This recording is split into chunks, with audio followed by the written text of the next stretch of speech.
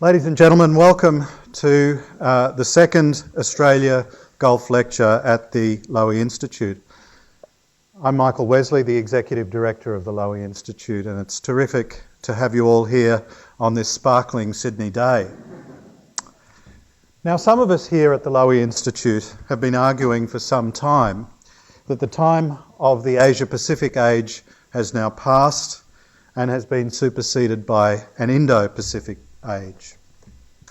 Whereas trade across the Pacific grew by 3.25 times between 1990 and 2010, trade between East, Southeast, South and West Asia grew by 6.25 times over the same period. Intra-Asian trade grew by 240% in the 1990s and 280% in the 2000s. By 2010, Asia's internal trade was 2.25 times the size of cross-Pacific trade. Now, a vital part of this is of course energy trade between the Gulf and the booming economies of South and East Asia. But we shouldn't overlook investment, infrastructure and the movement of people.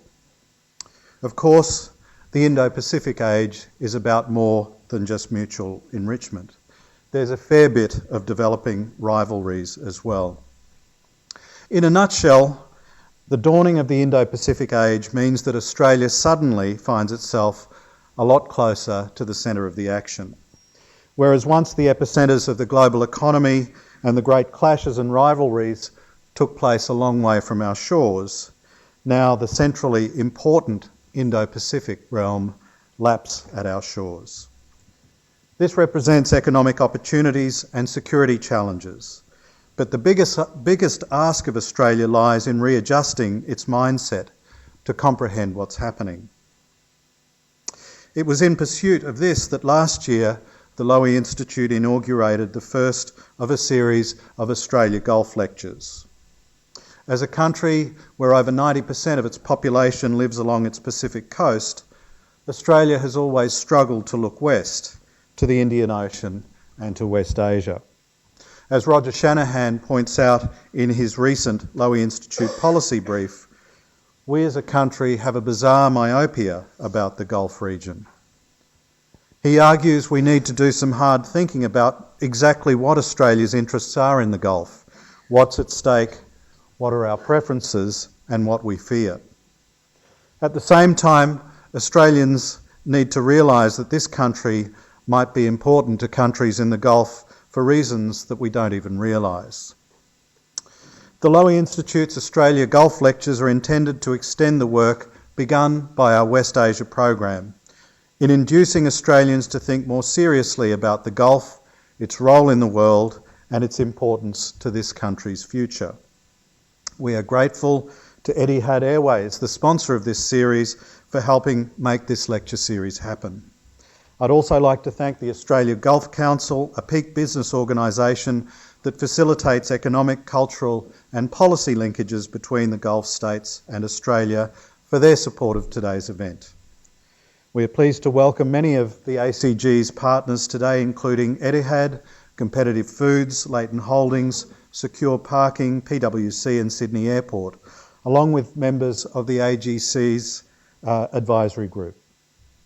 The Lowy Institute is pleased to work with the AGC to strengthen relations between Australia and the Gulf states across policy, trade and investment and strategic linkages.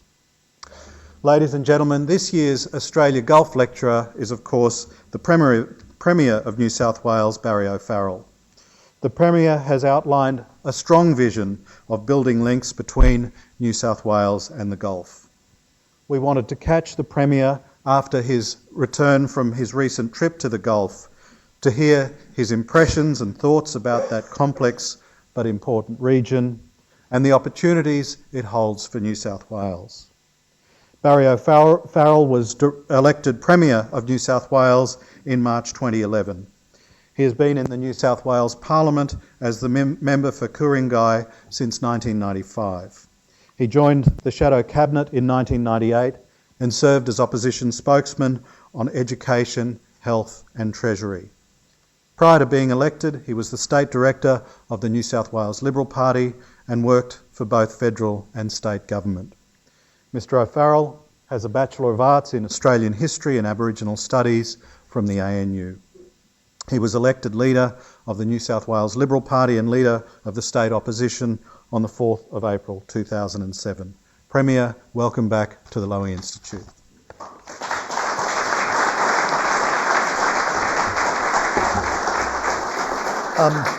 Thank you, Michael, and thank you to the Lowy Institute for this opportunity to present this lecture. Can I just say, in response to your introductory remarks about what Australian politicians have a habit of doing, which is to suddenly discover a part of the world that's been there for a long time and come back and pontificate about it, that what is my single greatest reflection on a visit to the Gulf, and that is that I've seen the future. I've seen roads that are 4 and 6 lanes wide in each direction. I've seen at least one railway line that's modern. I've seen airports that would solve the airport issues not just of this city and state but of the nation. So the future for me is clear. I simply have to find oil in New South Wales. But more seriously, it is a pleasure to be here to deliver this year's Australian Gulf Lecture. And as with many things the Lowy Institute does, I applaud the intent of this lecture to promote greater awareness and understanding of the growing relationship between Australia and the Gulf region. This awareness is critical to our ability as a state and as a nation to drive closer relationships with those Gulf states and to ensure that we continue to build closer economic ties with what is clearly a key and importantly, increasingly key region of the world. And it's a good time to be discussing relations between Australia and the Gulf, not just because I returned from my inaugural trade mission to the Emirates and Lebanon, where I held talks with senior UAE officials and companies and began the process of rebuilding and re-establishing links between the government of New South Wales and businesses in New South Wales and that region. But also because early this month we've seen in Sydney the the Arab Australia Chamber of Commerce and Industry Business Expo, attended by delegations from several leading Gulf companies.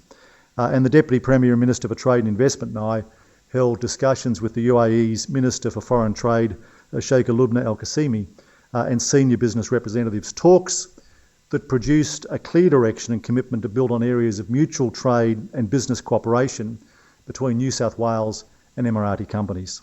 So I'm grateful for the Institute in providing me with this opportunity to report back on the results of the trade mission and to set the context for how New South Wales is seeking to strengthen our relationships in the Gulf region. As the Institute's Anthony Bubalo is keen to remind us, Australia's relationship with the UAE and the Gulf has undergone a rapid transformation over the past 2 decades. Over the 1990s, we saw a relationship traditionally dominated by wheat and sheep evolve into the export of value-added services such as education and finance, and fortunately for our manufacturing sector, a growth market for Australian-made cars. Although I should note, as a former Foreign Minister from South Australia noted a number of years ago, that in the 1960s, Holdens from South Australia were being exported even then to the Gulf states, and it's great to see Australian-made cars there again. If I look directly at our state, New South Wales is now achieving bilateral trade results of over $500 million per annum, a 150% increase on just 5 years ago, driven by growth in the services sector products, including education and financial services, manufacturing and processed food exports. A deepening of economic relations and trade between the GCC states and Australia has also seen greater interaction between our peoples. Some 15,000 Australians have chosen to live, work and raise families in the Gulf region, working for both Australian firms operating in the UAE and in the broader GCC states. Over 300 Australian companies have established operations in the UAE, including New South Wales companies taking advantage of the Emirates' efforts to diversify its economy. Outside of the UAE, Qatar is drawing on our experience from the Sydney 2000 Olympics in planning for the 2022 Soccer World Cup, or Football World Cup, Stephen. Several of New South Wales' leading design, construction and events delivery firms are in the running to help Qatar build and run the stadia and related infrastructure it will need to make 2022 the success we all hope it will be. Australians are also becoming employees of choice for many UAE companies looking to expand into new markets, a point that struck home to me when the president of one of the UAE airlines casually mentioned that his airline employs some 5,000 Australians across his business. It's not surprising then that enhanced government-to-government contact has followed strengthening economic relations in recent years. Sheikh Lubna's visit to Australia, and particularly to New South Wales, highlights the growing security of Australia, the growing seniority of government-to-government contact that is occurring between the Gulf and Australia, and the critical role that state governments can provide in deepening these relationships. We were pleased last year to host the UAE Foreign Affairs Minister, Sheikh Abdullah, and to hold a formal state reception. I take it that's not an alarm. And to hold a formal state reception for the UAE Minister for the Economy. I'm also pleased to say that the UAE's ambassador to Australia is a frequent and welcome visitor to Sydney. He continues to be a great source of advice to me and my team, and he provides invaluable assistance on the planning of he provided invaluable assistance in the planning of my trade mission to the UAE, for which I'm deeply grateful. Contact at this level demonstrates the commitment both sides have to deepening the relationship between Australia and the Gulf region. However, despite the progress in the relationship, I confess my most recent visit and discussions with senior UAE officials highlighted to me that there's more that we need to do to maximise the opportunities between the Gulf region and this country. State governments have a responsibility to maximise these opportunities, particularly when it's in our state's interests to do so. And I'm certain I'll get that question again today, Michael, about whether or not states should be in the business of promoting trade in these countries or whether we should leave it to Austrade. So feel free to ask me again. In relation to my own state, there are areas where we're going to develop closer relations with the Gulf region, in particular with the UAE. Promoting regular contact, leveraging education, and promoting New South Wales as a strategic partner for the UAE in the Asia region. In relation to government-to-government contacts, relationships clearly matter in all of our lives, and they certainly matter in business, and they should matter in government. And the point was driven home to me time and time again in my discussions in the UAE between business and officials, both during my mission and during the recent expo here in Sydney. We have to remember that, unlike our own country, UAE officials serve longer periods in their roles than we tend to do. The same, of course, is true of other emerging markets that are key for New South Wales, including in China. And I well remember visiting Guangdong province last year, where the governor complained to me, or made the observation, I suppose, that so many positions, governments change so often in New South Wales, it was hard to build the relationships which they were used to and which they saw essential to forging a strong future. Continuity in relationships is therefore important, whether in the Gulf or in other parts of the world, in building enduring ties. And that's why I strongly support the work of the Council for Australian-Arab Relations and the federal government's decision to hold an annual ministerial meeting with the GCC, now known as the GCC Australian Strategic Dialogue. And of course, the Lowy Institute's playing its own critical role in developing long-term relationships between Australia and Gulf leaders through its Australian-UAE dialogue, which it launched in 2009 in Abu Dhabi, attended by the foreign ministers of both countries. The success of such forums is perhaps personified or exemplified by the UAE's agreement to host the ADF's Middle East headquarters, demonstrating that despite differences on approach, common ground can be found on security issues if there is understanding. However, as valuable as dialogue at this level is, the focus in existing forums on foreign policy and security issues must be matched by discussions on furthering economic, trade and cultural interaction between Australia and the UAE specifically, but Australia and the GCC generally. Reaching agreement on practical measures in these areas is critical to influencing and supporting the capacity of state governments to achieve specific economic and trade goals through enhanced Gulf-Australia relations, such as those we're targeting here in New South Wales.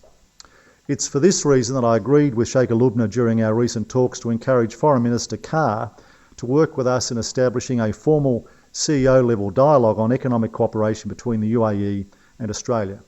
And if successful, it's my intention to offer Sydney to be the host of the inaugural CEO dialogue between our two countries. Building on the work of our trade office in Abu Dhabi, we've also started the process of developing a partnership agreement between Dubai Investment Authority and our own Department of Trade and Investment to facilitate more frequent and outcomes-focused trade delegations between our countries. As I've said before, if the nameplate of Premier of New South Wales can open doors for businesses in other countries, I'm prepared to lead delegations to India, to China, to the Gulf as often as is necessary to grow the opportunities that exist here and to grow the relationships between our countries. Government-to-government contact alone, however, won't deliver closer relations on its own. This will come through greater interaction between Australians, Emiratis and other citizens from across the Gulf region. And one of the keys to achieving this is, of course, through growing tourism between our countries. And in this area too, progress has been seen. There are now 90 direct air links between Australia and the UAE, and we've seen strong investment by UAE Airlines in building tourism links in our market.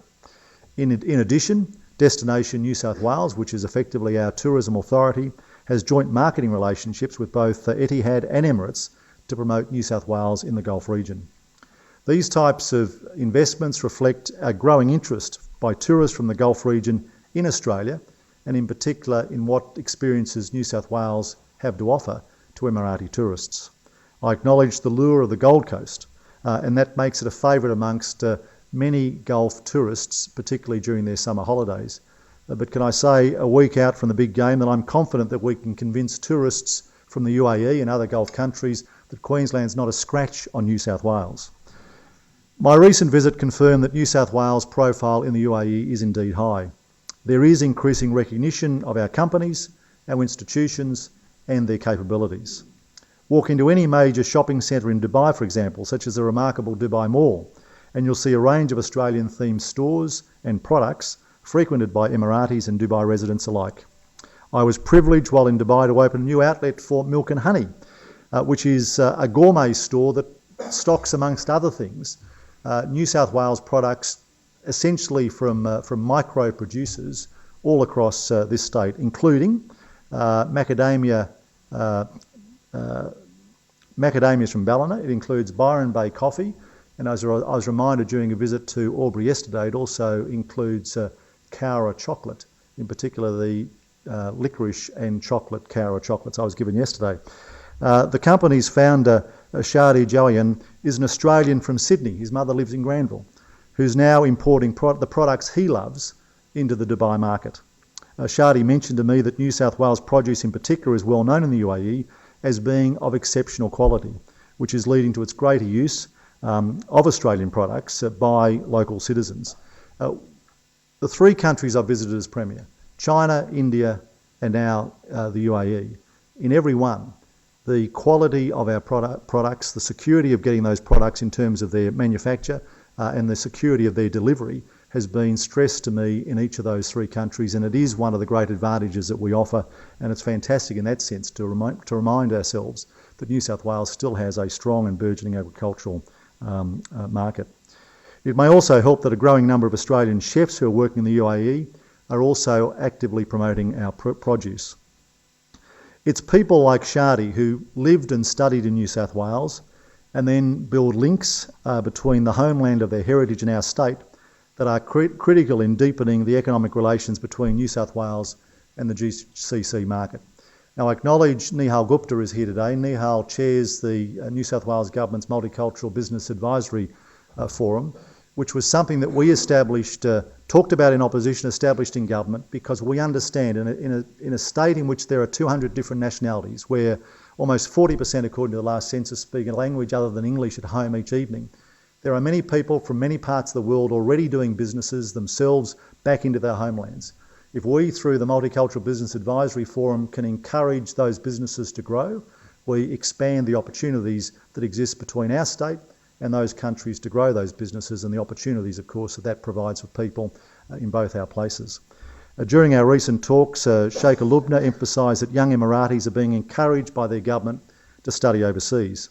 They're particularly keen to study in Australia because of the unique offering of a quality higher education combined with a lifestyle that is the envy of many across the world. She astutely pointed out that it's people like Shadi who'll drive the future of stronger relationships between this state and this country and her own country.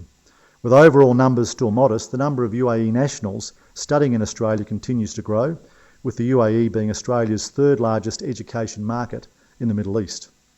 However, despite their interest in our country, we're not making it easy for Emirati students to study here. As we discovered through the Night Review last year, our visa system for international students remains cumbersome and, to be frank, at times appears unwelcoming. The delegation I met with in Sydney recently highlighted examples where Emirati students received acceptances from Australian universities only to have to wait for months for a student to be granted a visa, sometimes after the initial term had actually started. In the meantime, our competitor countries are seizing the opportunity to attract students from the UAE to their country. For example, Canada is now streamlining student visas for Emirati students upon acceptance into a Canadian university. The United States is also reviewing the student visa requirements for Emirati citizens studying in the USA.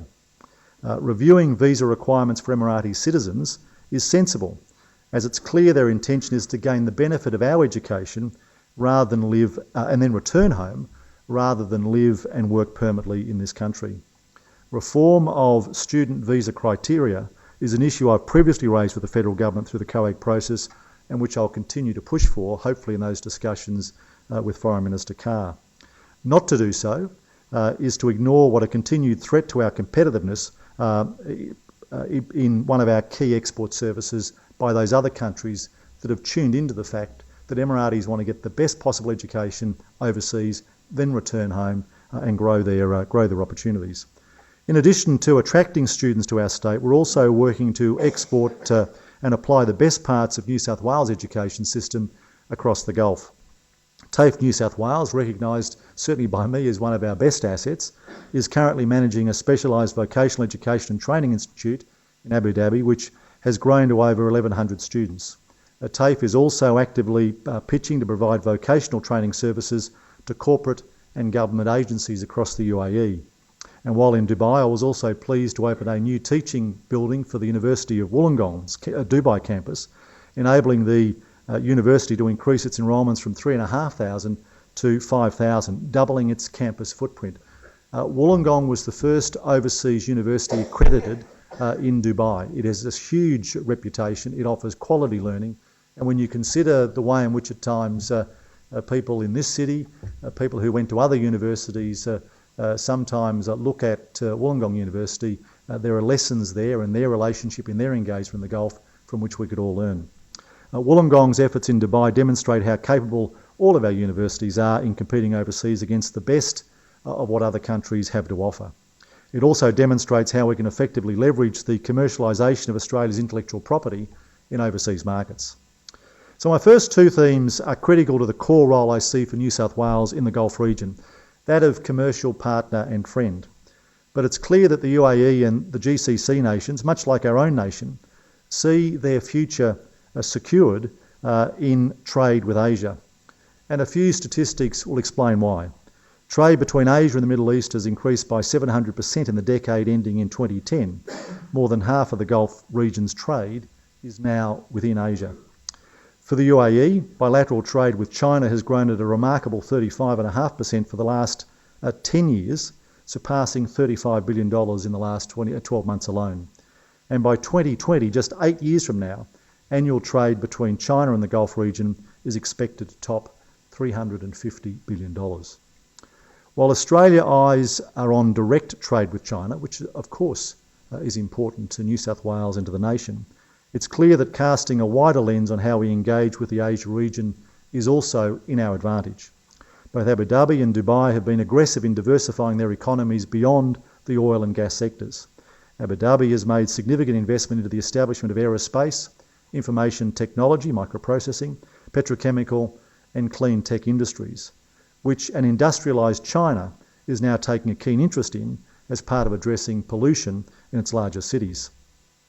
Dubai has taken advantage of its position near the head of the Gulf to promote itself to Chinese investors, who recognise the growing opportunities in infrastructure and resource development in Western China and Central Asia are more accessible from the Gulf than, for example, from Guangzhou.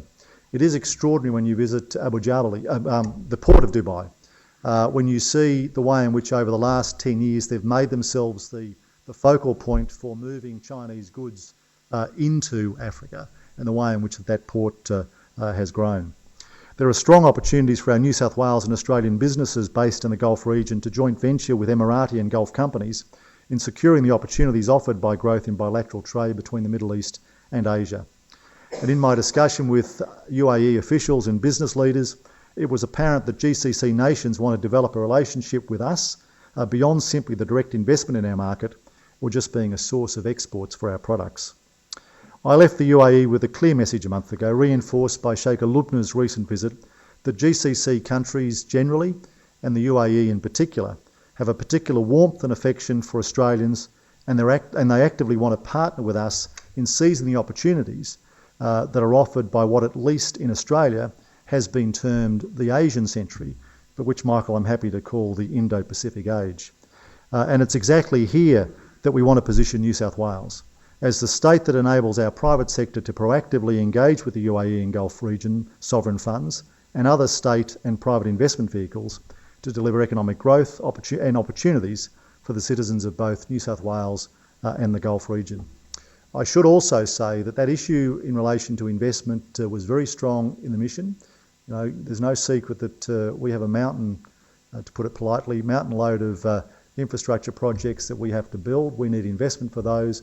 There is significant investment there. We also had a session or seminar on what some people call alternative financing, what can be called Islamic finance, because of the opportunities that exists, not just from the Gulf, but also from our own region. I'm thinking in particular, of course, of Indonesia.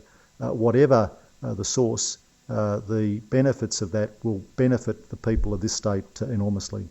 So in conclusion, I started by reflecting on how our relationship with the Gulf region has evolved, and by expressing my view that we need to do more to drive the relationship to its full potential. While there's no doubt that the relationship is in a good place, it's clear to me that the exponential rise in Asian trade with the Gulf region offers Australia and New South Wales a unique opportunity to unlock the significant economic and trade outcomes that the future offers. I believe we're well positioned in New South Wales to enable us to seize that opportunity. And I know that there are many of you in this room who want to work with us or work on your own to help to achieve that. With attention and focus in the areas that I've raised today, I see an enormously positive future ahead, not just for this state, but for our nation and the Gulf region. And I look forward to working with all of you, and increasingly with the Lowy Institute, to try and further those goals. So thank you.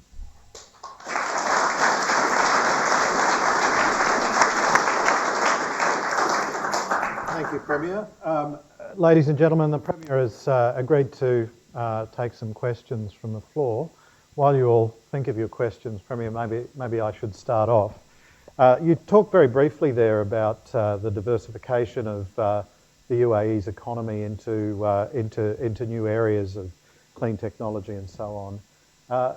Do you think there's some lessons there for us in our economy? We are a resource-heavy economy. Is there lessons for us to be thinking beyond the resource economy to these new areas? Well, obviously there are. The difficulties, and I see some of the faces in the audience, is that governments are notoriously bad at picking winners. But what my government sought to do is build on the work that Maurice Yema started, which was to identify what he saw as areas of strength of the New South Wales economy. We're putting some plans around those areas so that we can actually promote and grow the sector. So it doesn't just include the obvious, which I did discuss, which is tourism. And clearly there are some obstacles there, but there are also an enormous amount of opportunities. And whilst it might be glib to say that we can match Queensland when it comes to the tourism experience, I think if you think about our coast, if you think about our inland, if you think about this city, if you think about what's on offer, that's not an empty boast. It's an actual matter of fact, and all we need to do is get out there and promote what's on offer in this state.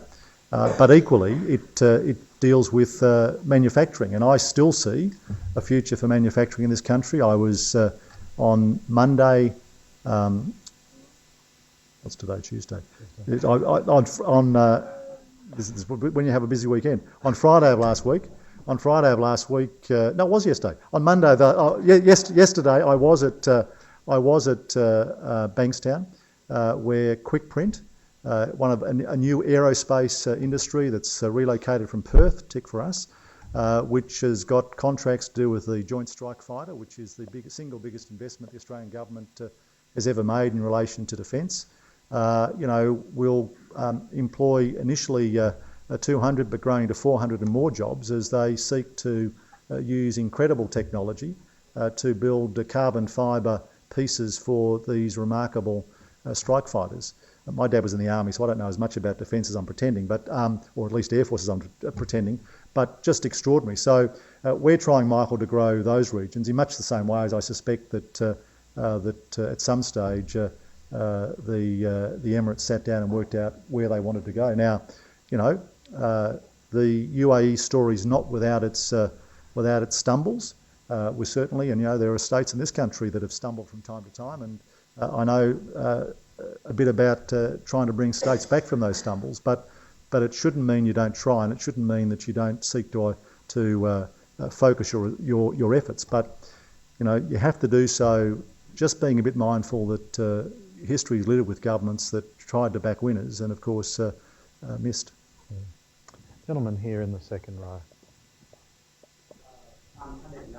Consul General of Oman. Thank you for this informative lecture. I was really interested to hear your topic, and especially that Oman is a footstep from UAE, and of course we share Indian Ocean, which is both of our countries are kind of effective partner there. So just kind of would like to hear from you if there is any potential that you can see that's between us, especially that we have what is called Australian or Omani Australian Council, business councils already exist. If any enlightenment on that, I would be appreciated. Thanks.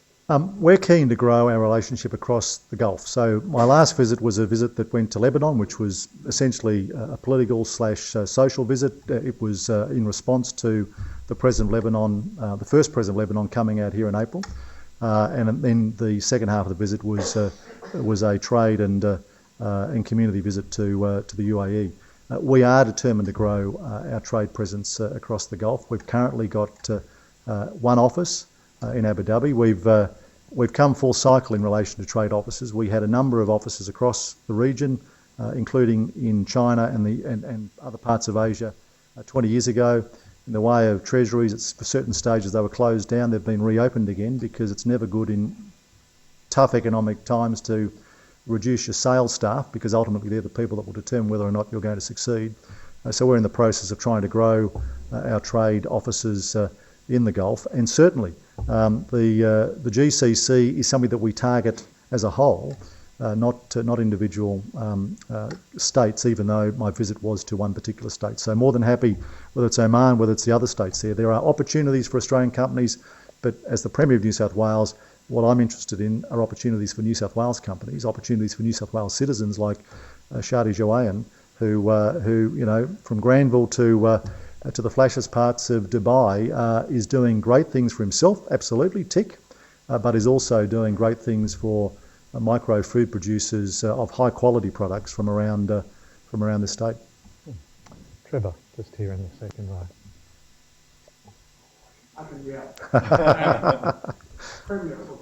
His name and title? That's good. But Premier, I applaud you for your visit to the Gulf states. Very important to us, and certainly the various businesses I'm involved.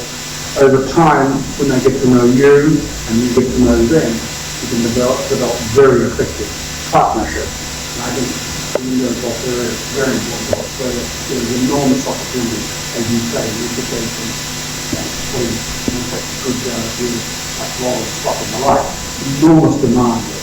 I was recently on a spoke at a forum that was the July 2012 Economic Outlook on the same forum as the Department of Emirates Airlines.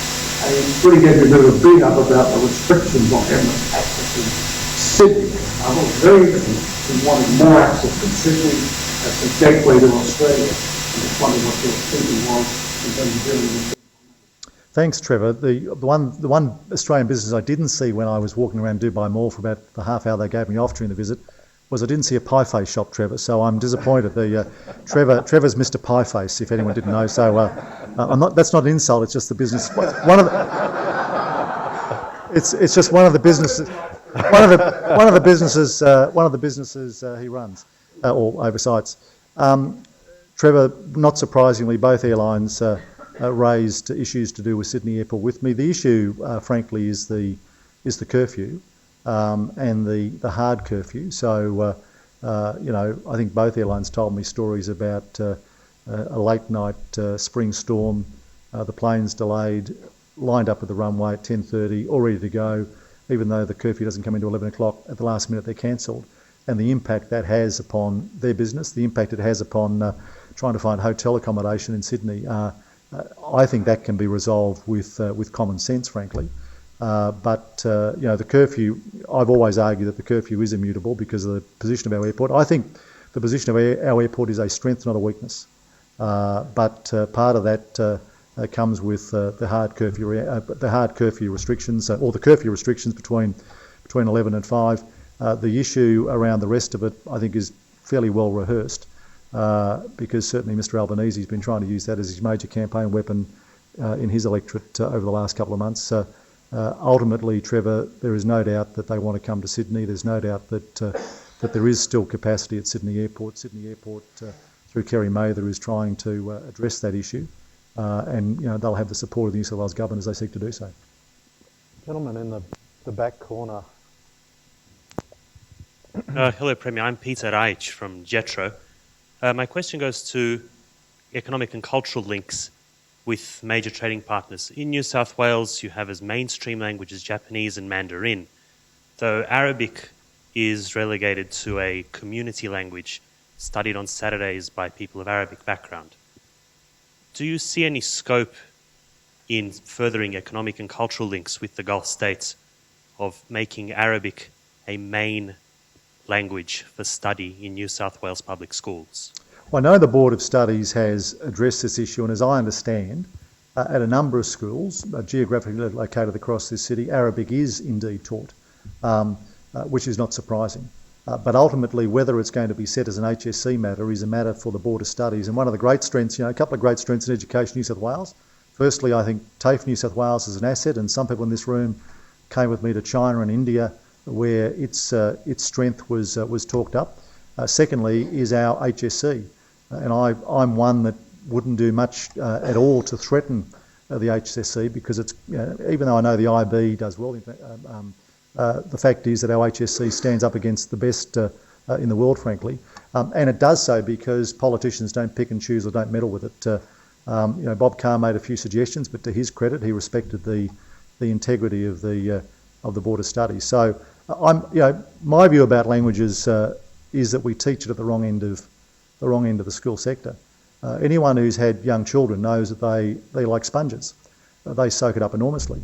So what do we do in our education system, recognising that?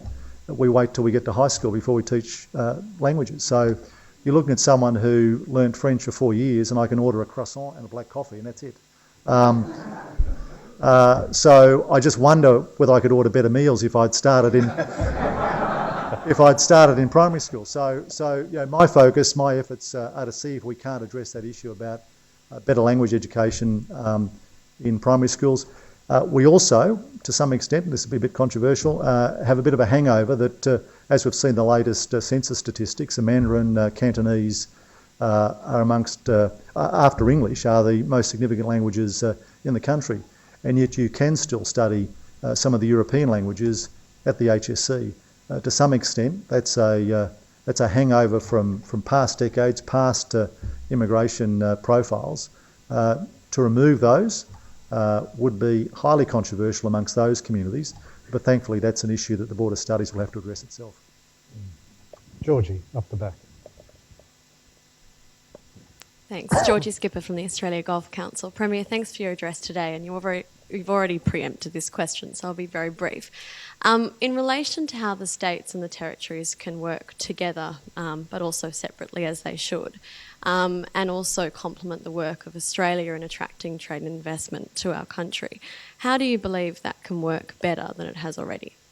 I don't want to work together with other states. I think federation provides some great tensions, and they're competitive tensions.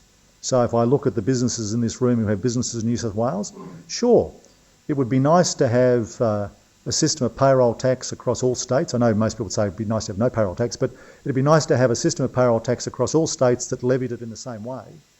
But I'd always argue that it should be left to individual states to set the rate. Because if we want to be the state that has half the rate of payroll tax to Queensland and Victoria in order to grow our businesses, we should. That's a competitive tension. That's good for business, and ultimately it provides that.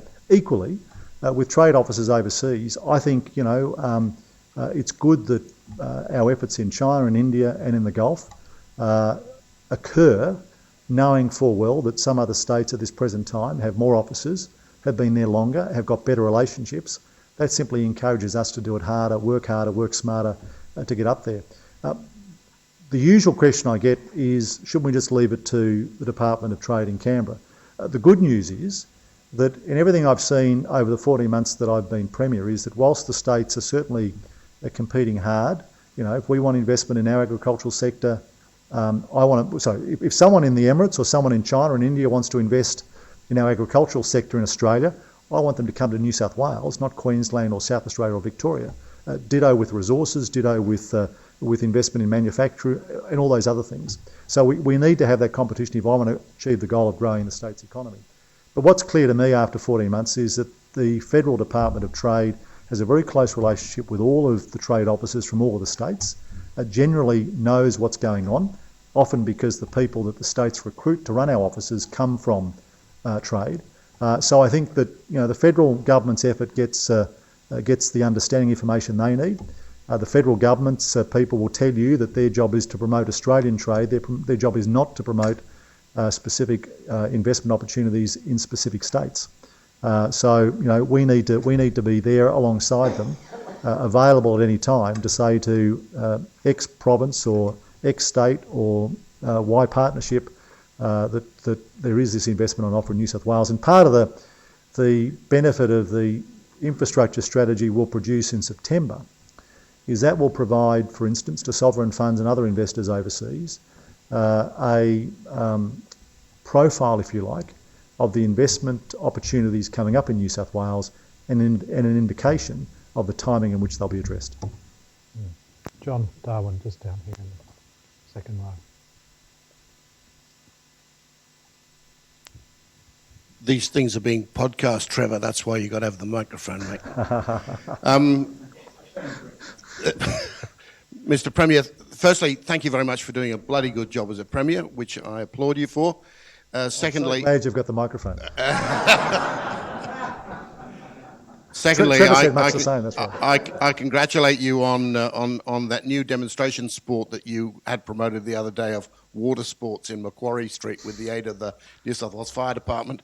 And obviously the Premier's got more power than I thought because you've changed the name of a company I personally invest in called Quickstep, from Quickstep to Quick Print. Thank you, Tal, yes. But anyway, the question really goes to my love, which is financial services, and how can New South Wales help really us as a financial services business service the 1 million Australians who are the diaspora across the world, who really are a neglected group of people, neglected by the Australian government in terms of support, and neglected by the financial services industry as not. It's an export industry if they repatriate their wealth back to this country. Here you go. I appreciate the question, and the answer is I don't know, but I'm happy to talk to you afterwards about it because ultimately, and whilst it's convenient to say this in response to this question, it's the view that I brought with me into government is that the government's politicians don't know it all. The only way we're going to fix the state, the only way we're going to fix our trade and investment is to partner with those who do. So this morning I was with Gladys Berejiklian out in the northwest with 300 industry representatives talking about the Northwest Rail project, talking about the expressions of interest that go out on Friday for the 15-kilometre tunnel. And as I said to them, if you have further, because they've helped us put together the project so far, including the somewhat controversial decision to go with a metro-style service. But the fact is, we're open to hearing from industry, hearing from the not-for-profit sector as well as others, how we can better tackle an issue. And the answer is I don't know precisely, because it's not an issue that's been come across my desk over the past 14 months, how we can tackle the issue there. But if there is a way that you think that a state can, if there is a way that you think that New South Wales can lead the charge, we're happy to talk to you about it. A lady here in the third row.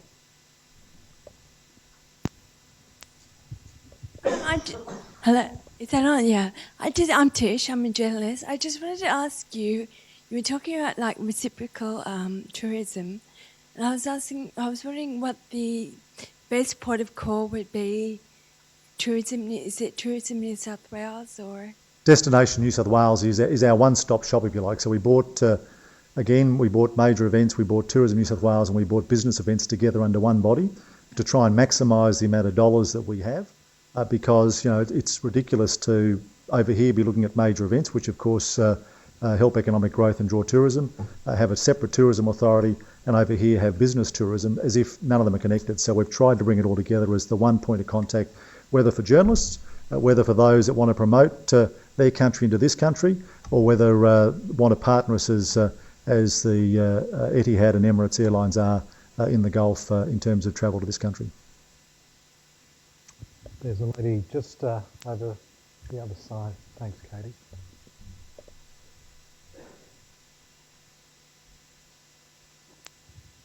Thank you, Premier.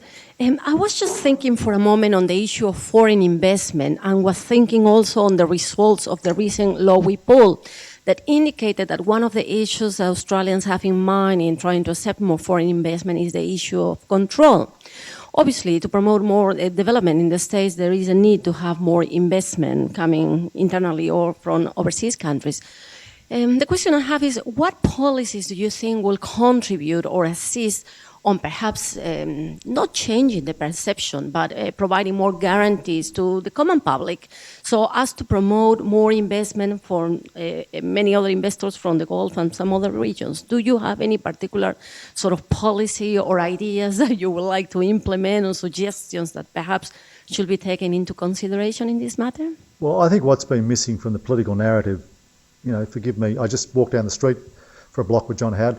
Since Howard stopped being Prime Minister it was a narrative that was certainly strongly pursued by Paul Keating, both as Treasurer and Prime Minister, is the importance of economic growth, of the economy, to everything that we want to try and achieve as a nation, as a state, and as people within that nation and that state.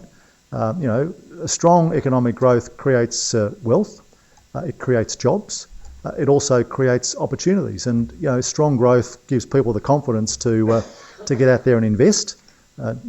Would give people the confidence to get out there and spend at the present time, and of course gives people the confidence to get out there and form their own businesses. So, we've lacked any sort of ongoing discussion by political leaders of the importance of the economy, economic growth, and all its parts, and that includes investment. That includes growing trade and investment between this state and provinces and states overseas, and vice versa, and our country and country-to-country stuff. So I'm not surprised with the findings of the recent Lowy poll, because if the only narratives you hear about economic growth, if the only narratives you hear about investment, in particular investment from offshore, is what people hear through radio and through radio talkback, I'm not surprised that there's a number of misconceptions and different perspectives out there that simply don't fit the mainstream. You're looking at someone who, for instance, is a strong supporter of immigration, someone who understands that for 224 years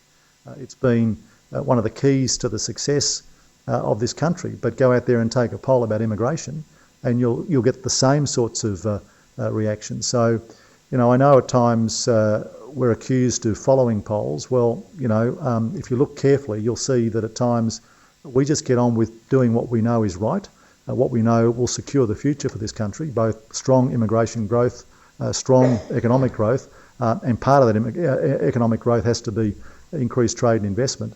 Look, absolutely, I'd prefer to sell products rather than businesses. But ultimately, that's no longer the fashion because people like to have direct control over their production. And that means that these days it's not just the beasts out of abattoirs that are being sold, but it's the abattoirs themselves. If they're still providing local jobs, if they're still providing export earnings, that's a good thing. We should talk that up. We shouldn't talk it down. Yeah, lady there, just in the middle.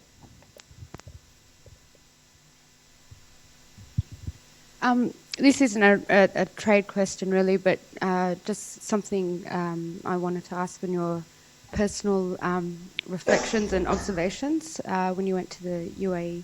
I've been particularly fascinated by, especially Abu Dhabi and Dubai, how they've managed to maintain such a safe and secure city and how they do it. Were there any discussions in terms of safety and security? No, but I did ask a number of Australian expats who live there, and I asked a number of people that I met what safety and security was like, and of course I got the response that you would expect. We have greater challenges here. I spent part of the morning explaining on Talkback Radio why magistrates think it's acceptable for people to tell police to move off using the reproductive adjective or adverb, whichever way you want to describe it. I don't think that is acceptable, but unfortunately that is part and parcel of this open democratic society that we have. So, there are things I'm certain that we can learn from other countries, and certainly one of the greatest challenges we have is about a peaceful society. 6 weeks ago we had, regrettably, an incident on one of our trains where 2 Chinese students studying here were beaten up by a couple of thugs. The good news is police arrested the thugs. The bad news is that it did enormous damage to our reputation as a safe place to study back in China.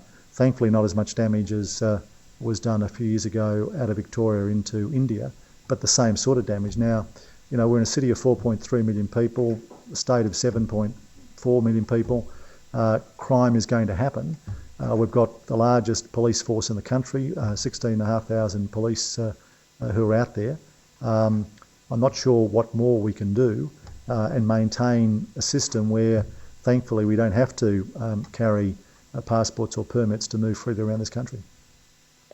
Premier, can I just build on that question to ask, while you were in the Gulf, obviously it's in a fairly unstable part of the world and it has become more unstable recently.